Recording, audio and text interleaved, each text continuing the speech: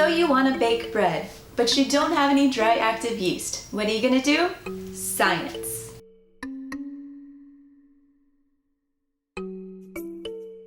Yeast is literally living everywhere. It's at the grocery store, it's at the park, it's in your home, it's even on your skin. This tiny microscopic fungi eats and breathes just like we do, and it's what we use to make bread really soft and really spongy. All of the holes that you see in bread are actually left behind by the carbon dioxide that the yeast breathes out as it feeds on the flour and produces byproducts such as the CO2 and also alcohol in what's known as fermentation. The more happy and well-fed yeast cells that you have in your dough, the more gases you're going to get, and the more the bread is going to rise and become spongy. We're going to harness that power today by capturing our own wild yeast in a jar by just mixing flour and water together and helping it along as it grows. We call this mixture sourdough starter, and it's what we're going to use to potentially bake bread. So before we begin, we need to get some supplies ready. You will need clean hands. You don't want to contaminate your sample. Measuring cups, a jar, some flour, preferably rye, water, something to stir with. Personally, I like to stir with butter knives, a recording journal to mark your progress, and some time for at least 3 weeks. For best results, use a food scale. It's a lot more accurate than measuring cups. The way that you use a food scale is that you first want to put your container on top and then press the tare button or on button to level it out so that it only measures what goes inside of your container.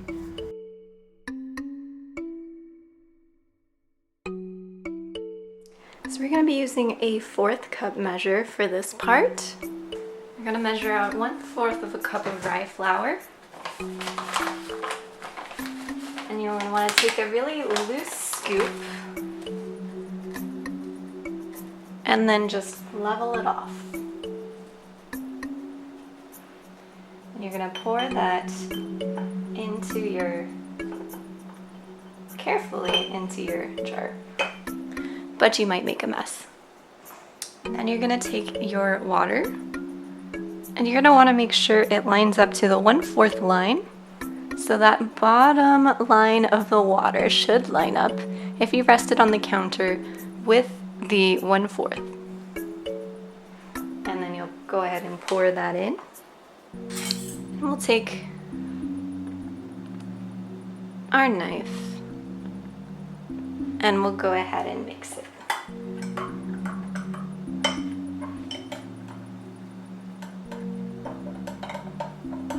Make sure it's really well incorporated, that there's no flour left over in any spots that's dry. And once you're done, it'll look kind of like mush or maybe oatmeal. Go ahead and leave that out on the counter overnight and we'll come back to it in 24 hours.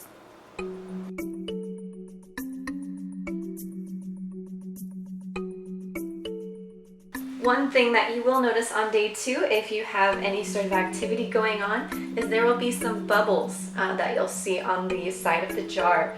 You might also see it inflate a little, probably not too much today. And let me show you what that looks like close up.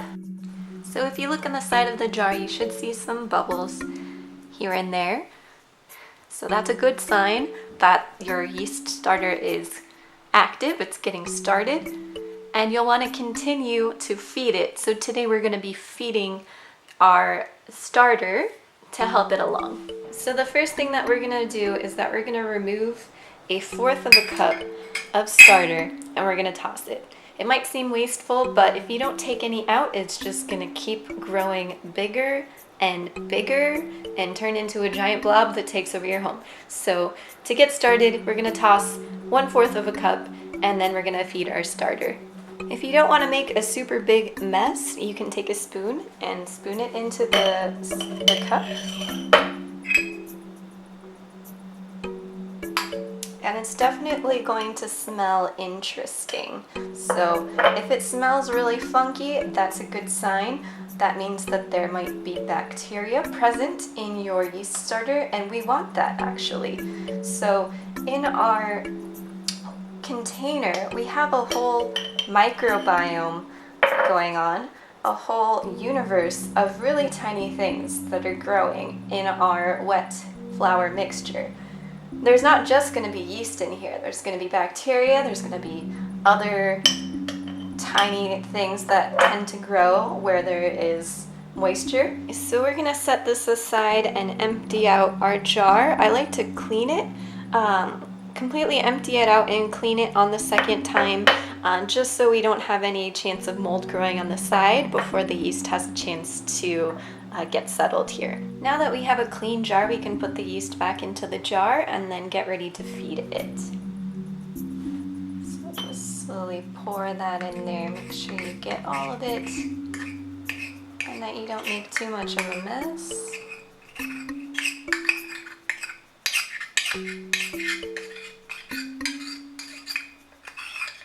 And another thing that you'll want to do, and this is another reason why we cleaned the jar, is that you might get some bad bacteria.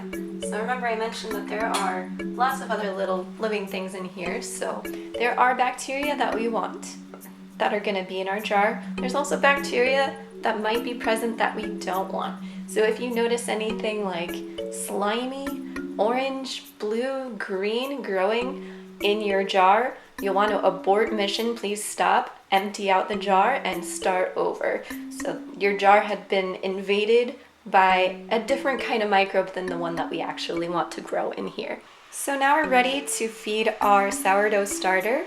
We're going to be using 1/4 cup of rye flour and also 1/4 cup of water. The same thing that we did when we first started. We're just adding it to 1/4 cup of our sourdough starter from yesterday. So go ahead and pour that in. And then we're going to pour the water in.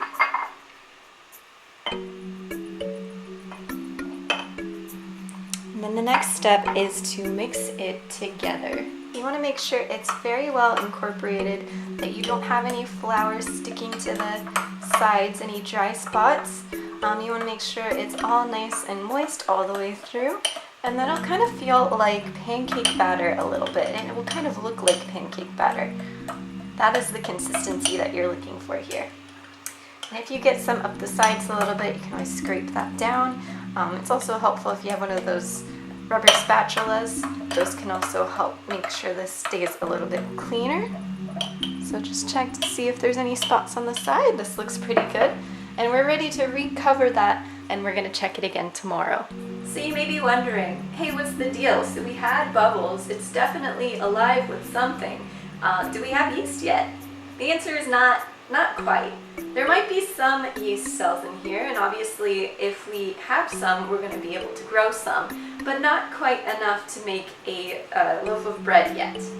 What we do have is probably, more than likely, a lot of bacteria that are breathing in here and growing first. And this is a good thing.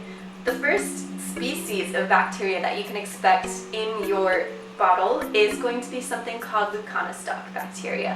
It's going to make it smell really stinky. So if you noticed on day 2, when you first open this up, it might smell really bad, and that's okay. That's what you want. That's definitely a good sign that your bacteria are starting to work through this food that you're giving them.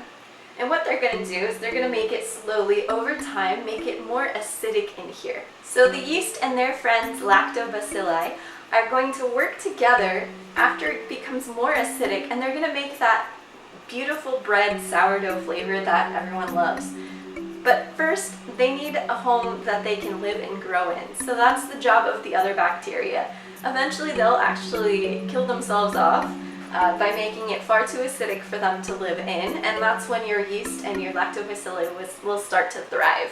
So it will take probably more than a week, more than likely 2 weeks, possibly even 3 weeks to see significant results in your yeast culture here before you can start to bake with it. So it is a time commitment. It is a lot of flour that you might be using, but it's definitely worth it in the end if you get something really cool and you can actually make bread with it. Record every day in your journal to see what it's doing. So if you notice it's bubbling, you might even sketch a little bit to see what it looks like. You might write down, how does it smell? Does it smell different than it did the day before? Does it smell stinkier? Does it smell sweeter? Does it smell maybe like vinegary? If you're getting more to that kind of bread type of smell, or maybe even a vinegary smell, you might be on the right track. So pay attention to the smells, pay attention to how it looks, pay attention to how tall it becomes. So it might expand as it starts to breathe more and fill up with more bubbles. So you can actually mark on your jar where it was when you first fed it, and then when you come back to it later, you can see if it grew, if it expanded, and you can mark how much it expanded. Did it expand by 2 times? Did it double in size? Or did it expand maybe less than that, or maybe even like 3 times its size, which is a really good sign. In your experiment, note all of the things that are happening over time. And one other thing to note is that if you have a lot of liquid in here that starts to form on the surface, that's a sign that your yeast is very hungry. So you're going to want to feed it. If it starts becoming hungry too often, you might even increase the feedings to 2 times a day. Since right now we're just doing once a day. As it becomes stronger, it's going to have more yeast in here, more bacteria, and they're all going to need more food than they did before. So if you want it to continue to grow, you're going to have to increase the amount of time you're feeding it to maybe once in the morning and once in the evening. But overall, I hope you guys have fun with this. Let me know how your yeast cultures turn out, your sourdough starter, and I would love to see photos. If any of you guys are brave enough to bake bread with this, definitely let us know. It would be really cool to see people's pictures of that as well. Alright, so happy sciencing, everyone! Please remember to like, follow, and subscribe to us on social media. We're the Stockton-San Joaquin County Public Library. You can also visit our website at ssjcpl.org. I'll be posting some links in the description to help you if you want to take this experiment a step further and actually bake bread with it. And also just check out all of the cool programming we have going on our social media pages. There's tons of great stuff, so I hope you check those out.